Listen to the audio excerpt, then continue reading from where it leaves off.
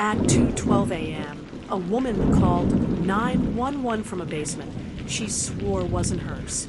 She had gone to sleep in her own apartment just hours earlier, but now she was whispering in the dark, standing on cold concrete, staring at a single light bulb she didn't turn on. She didn't know the address. She didn't know how she got there. And somewhere upstairs, she could hear someone walking. What police uncovered over the next 48 hours would expose a hidden obsession, a secret collection of videos, and a predator who had been entering homes for years without anyone realizing. This is the story of the basement light, and the night one mistake saved a life. On February 3rd, 2019, at exactly 2:12 a.m., a 911 dispatcher in Cedar Falls, Iowa received that call from a woman who didn't know where she was. She was whispering, "I'm in the basement. I don't think this is my house." The dispatcher asked her name. "Lena," she said, "I went to bed in my apartment." Then she added, "There's a light down here, and I didn't turn it on." The line went dead. Police traced the signal to a residential neighborhood on the east side of town and began canvassing door to door. No forced entries, no alarms, no missing persons named Lena until sunrise. At 7:43 a.m., Eric Doyle, a 38-year-old systems technician for the local utility company, called police reporting he found a woman's shoe in his basement near the furnace. Officers arrived to find an unfinished basement with a concrete floor, exposed beams, and a single bare bulb hanging from a cord. The bulb was on. Eric claimed he never left it on. Behind stacked storage bins near the back wall, officers found drag marks in the dust, and then Lena, unconscious but alive, wedged behind a shelving unit. She was bruised, disoriented, and dehydrated. At the hospital, she identified herself as Lena Morales, 26, a graduate student who lived alone across town. She insisted she went asleep around midnight in her apartment and woke up on cold concrete, smelling oil and insulation. She said she heard footsteps upstairs before finding her phone in a coat pocket and calling 911.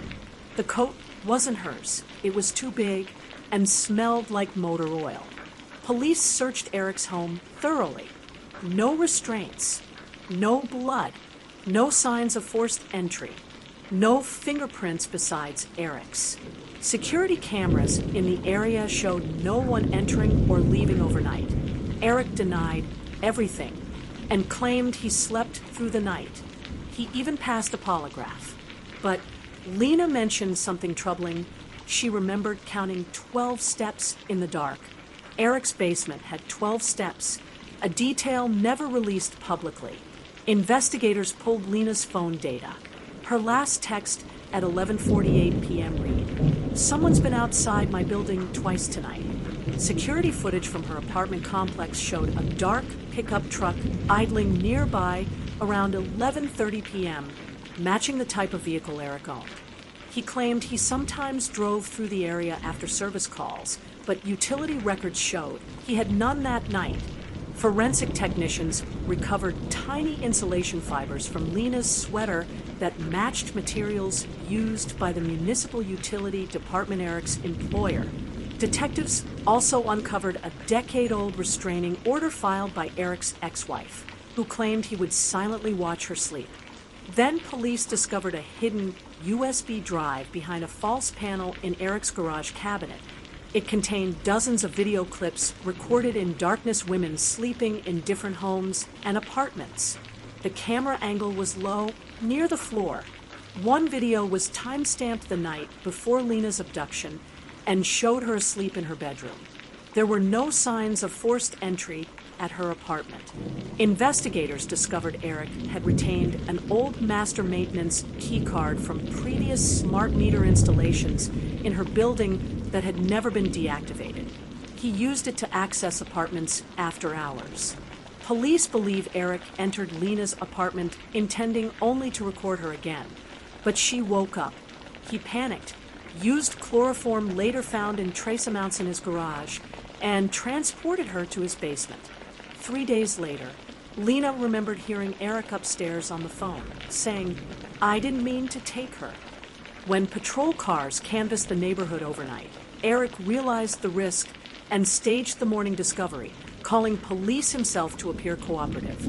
He was charged with kidnapping, burglary, unlawful imprisonment, and multiple counts of unlawful surveillance. During trial, prosecutors played the hidden recordings in court. Eric never testified and was sentenced to 85 years without parole. Forensic analysis later revealed deleted files on the USB drive, suggesting at least 3 additional unidentified victims. To this day, when someone in Cedar Falls hears a basement light click on unexpectedly, they remember Lena's words, "I don't think this is my house." And they double-check their locks.